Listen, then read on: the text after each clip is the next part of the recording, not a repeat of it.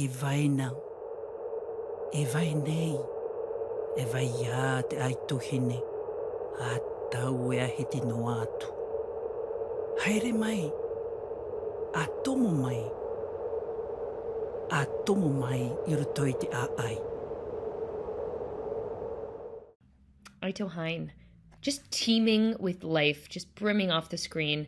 The environment was put front and center, enveloping the cultural practices, the generations of women, the source ultimately of their inspiration for the culture that is Mother Nature, the giver of life. And I think that Mother Nature as a character really permeated the piece.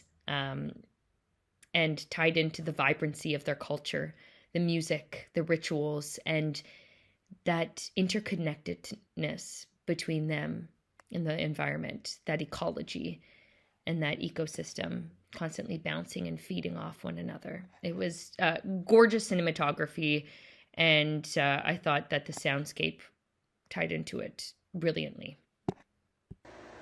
All right, I just finished watching Aito Hine. I hope I'm saying that correctly, which I thought was a very a beautiful piece, very ethereal, spiritual piece based around womanhood, coming of age. It's playing out, I believe, in Tahiti. I'm sorry if that's not correct.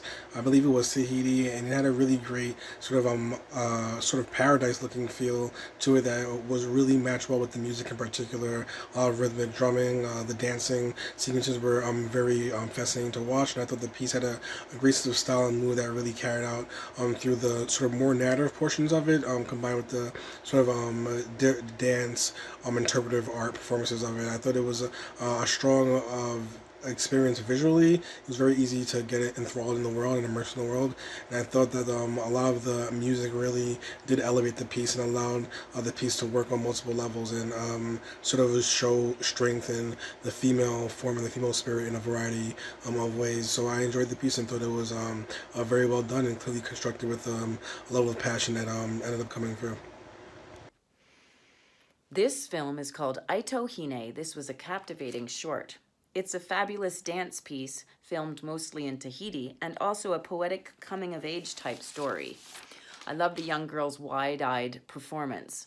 The staging and the wardrobe pieces of the many warriors on the rocks and in the forest were breathtaking. Lots of quick edits of the warriors running and dancing. The choreography was unbelievable, so powerful, and the rhythmic soundtrack was awesome. Love this film celebrating the strength and beauty of women. Great job. Aito Hine, a strong film. What I love more about the film is, of course, the fantastic performance of the dancer. It was a great coordination. One of my favorite scenes was the one on the beach. And I loved how all these dancers dancing, giving this powerful, this energy, in just basically throwing all their pulling out from their bodies their energy and merging in this fantastic dance while there is this little kid watching.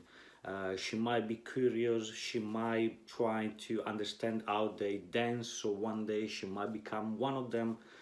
It was fantastic, and it was also beautiful to mix the dance with this fantastic environment, the forest, the river, the sea, the beach, everything, with these beautiful views. Especially we have a lot of drone shots which I really loved, and a lot of green. I really loved every time there is some green in the film.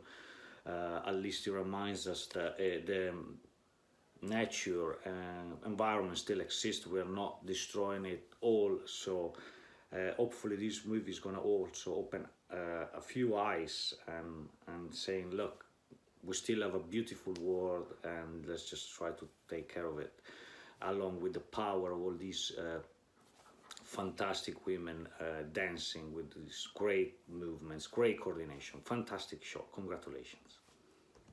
So Aito Hine, I believe I'm saying that correctly. So I think the first thing that took me about this film is the establishing shots. I think they were really well done. So the shots of nature and its beauty, and it gives us a sort of greater idea of the place, as well as a greater appreciation for the place that the women whom they are speaking about had, and how that honor and appreciation is sort of passed down from generation to generation. I think they really played on that very well. I liked the sort of choreographed, synchronized shots when they were dancing, and then sort of synchronizing throughout this sort of island, let's say, that the ladies were in. I think that was great, and how we were sort of taken across the island with all the traditional dances. Again, the cinematography of this is well done, as it enhances the story. But again, I liked how it was sort of a tribute to something cultural, which is always appreciated, and it's always a great way to sort of learn about someone else's culture. Yeah, I think it was very well done. So I just finished watching the film Aito Hine. I really liked this piece. I thought it was powerful, and I enjoyed watching it. I love the nature photography in this film. It really captures the scope and the awe of the setting and the location that the film had. There really is a lot of weight to the cinematography and to the visuals, I felt. And the same applies to the people and the cultural aspect of the film, and the dance that it takes us through. It just really feels like there's a lot of depth and scope there. I love the crisp aesthetic, the use of green.